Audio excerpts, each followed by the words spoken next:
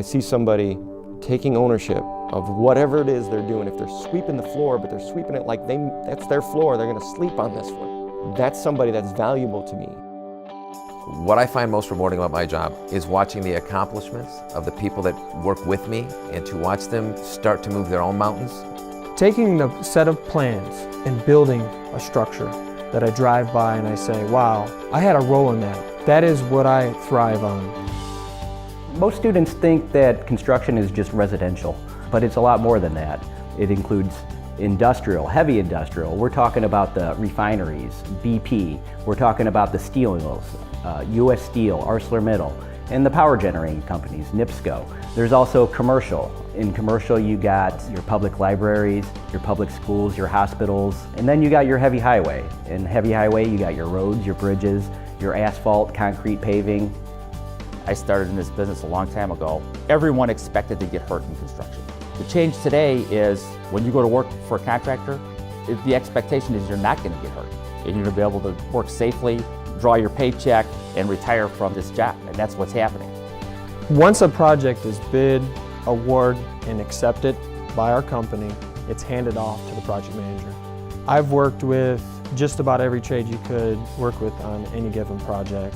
Carpenters, electricians, plumbers, iron workers, excavators, roofers, landscapers. As a superintendent, I'm the lead man on the job. So it's my responsibility to hire all of the help. It's my responsibility to ensure all of those people's safety. In addition to that, the second most important thing that's happening is trying to build the project and getting the job done so that when it is done, it's something that everyone can stand back and be proud of, and not something that we have to go back and rebuild because it wasn't done right in the first place. And so pride and craftsmanship play a big role in what everybody does every day on a job site. Out of college, I worked for an engineering firm. I thought from college that I wanted to be an engineer designing foundations. I discovered that classroom and engineering work were two different things, and I was really bored. And I found myself wanting to ride the equipment, I wanted to work, I wanted to do what they were doing. It was neat. So I transferred from the engineering field to the construction industry. And I did that for 2 years, in the field, boots on, getting dirty. I learned probably more in those 2 years than I did in 4 years in college. We live in a very fortunate area.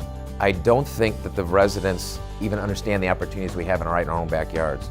I see them pushing their kids and pushing some of the people to go, you got to go to school, you go to Texas, go here, go there. There's so much right here. We have mills surrounding us all the way up to Chicago. We have construction in booming areas along the lakefront. The infrastructures of their cities are growing. They can make an incredible living. Our union men and women make a great, great income.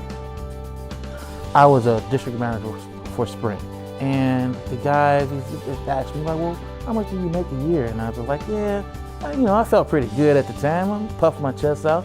I make about 46. And then they said, well, how'd you like to make that in 6 months? I'm like, is it legal?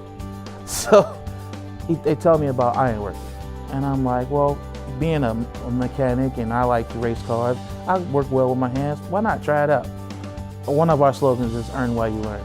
So to go to work and do it, and then come to class and we're talking about it, you can visually see what they're talking about, which made it schoolwork a lot easier. Here in Northwest Indiana, there are 20 different construction apprenticeship programs.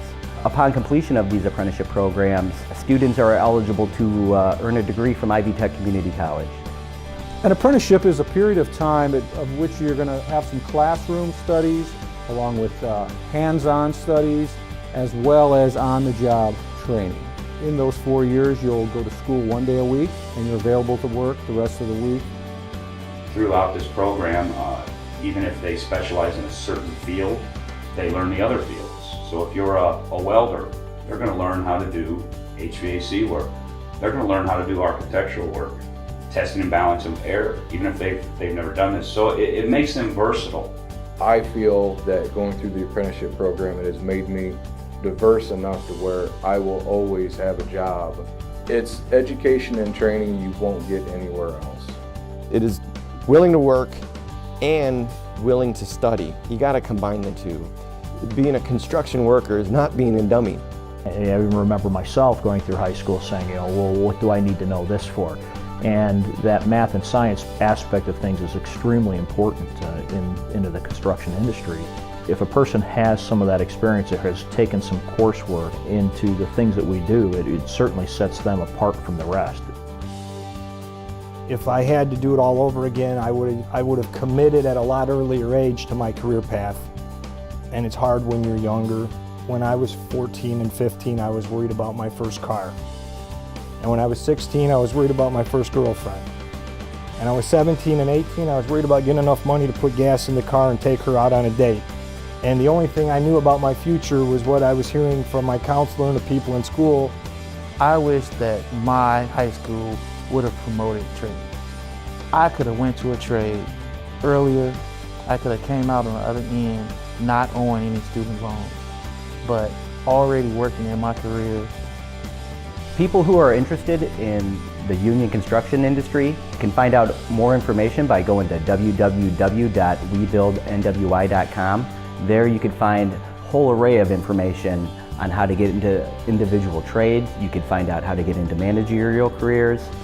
If the school system that you're in offers vocational, I recommend you at least try those. If it's not offered, then volunteer your time, whether it's Habitat for Humanity or other entities out there like that, where you can get your feet wet. See if it inspires you, if it's something that you enjoy to do. The first project that I saw built was a shopping mall down in Birmingham, Alabama. And when you see the things that you've designed or you've planned and you've organized to come to fruition and work, it's exciting. It really, really is.